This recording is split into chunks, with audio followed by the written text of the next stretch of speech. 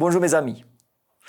J'espère que vous allez bien et je vous invite à une réflexion concernant l'argent, notamment les dîmes. Et je précise que pour moi, les dîmes et les offrandes ne représentent pas un problème matériel, mais spirituel. Il ne s'agit pas de mettre la pression pour remplir les caisses. Oui, j'aime que les caisses soient remplies. Mais il ne s'agit pas de mettre la pression pour remplir les caisses, mais de tout faire pour être en bonne relation avec le Seigneur. Il y a surtout une question qui m'a été posée assez souvent et à laquelle je vais essayer à répondre. Est-ce que je peux utiliser les dîmes pour aider des personnes qui sont dans le besoin? Ou faire avancer l'œuvre de Dieu en donnant ces dîmes dans une action spécifique d'évangélisation? Ou est-ce que je peux les utiliser pour une construction? Je vais essayer à répondre en prenant deux exemples de l'Ancien Testament. Premièrement, Jéricho. Avant de procéder à la conquête de Jéricho, Dieu dit à Josué, Josué 6, 19. Josué 6, 19. Tout l'argent et tout l'or, tous les objets d'airain et de fer seront consacrés à l'Éternel et entreront dans le trésor de l'Éternel. Tout l'argent et tout l'or, les objets d'airain et de fer seront consacrés à l'Éternel et entreront dans le trésor de l'Éternel. Alors, pour ce passage, pour cette histoire, j'aimerais mettre en évidence deux choses. Un, pour des raisons que nous n'allons pas discuter aujourd'hui, Dieu met à part, consacre pour lui le butin, certains objets. Il met à part, et là le mot en hébreu est Kodesh. Comme il est le propriétaire de tout, comme c'est lui qui donne tout, c'est tout à fait dans son droit de le faire, de mettre à part pour lui certaines choses. 2. Toutes ces choses que Dieu met à part, qu'il nomme Kodesh, doivent être déposées dans le trésor de l'Éternel, Ovtsar Yahvé. Ovtsar Yahvé, c'est le trésor de l'Éternel. Donc, les choses sont Kodesh et doivent aller dans l'Ovtsar de l'Éternel. Les choses sont mises à part et elles doivent aller dans le trésor de l'Éternel. Nous savons ce qui se passe par la suite. Akan va trouver des trucs, des choses qu'il aime, qu'il prend avec l'intention de les garder pour lui. Et voilà comment Dieu décrit cet acte. Josué 7, 11. Israël a péché. Ils ont transgressé l'alliance que je leur ai prescrite. Ils ont pris des choses dévouées par interdites. Ils les ont dérobées. Dieu affirme que ce que Akan a fait est un vol. Ils ont dérobé des choses et que c'est une transgression de l'alliance entre les humains et lui-même. Deuxième histoire. Dieu demande cette fois-ci à Saül.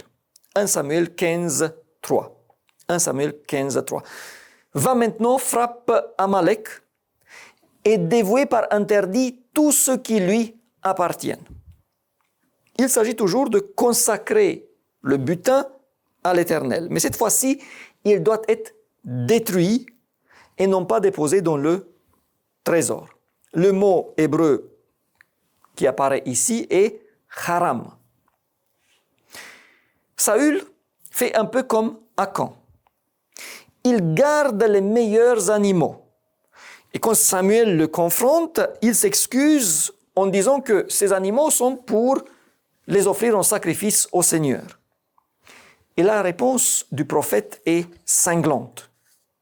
1 Samuel 15, 22. Voici, L'obéissance vaut mieux que le sacrifice et l'observation de sa parole mieux que la graisse des béliers. Après avoir présenté ces deux histoires, voilà mes conclusions. 1.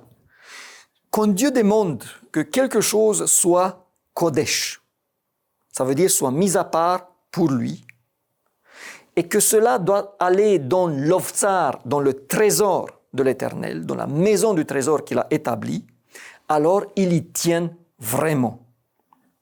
Si quelqu'un, en connaissance de cause, se permet d'utiliser pour lui-même ces choses, alors il assume un risque élevé.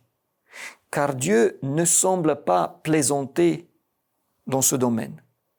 Il est même possible, vu l'histoire avec Akan, qu'il puisse attirer le mécontentement du Seigneur sur ses proches. 2. Quand Dieu demande que quelque chose soit mis à part pour une utilisation spéciale ou même éventuellement détruit, Kodesh et Haram, le fait de donner à ces choses une autre utilisation, même si celle-ci paraît extraordinaire,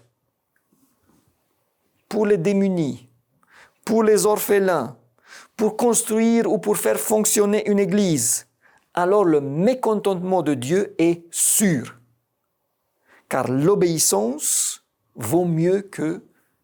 Et d'ailleurs, Saül, on sait qu'il n'était pas totalement sincère, mais ça paraissait tellement joli.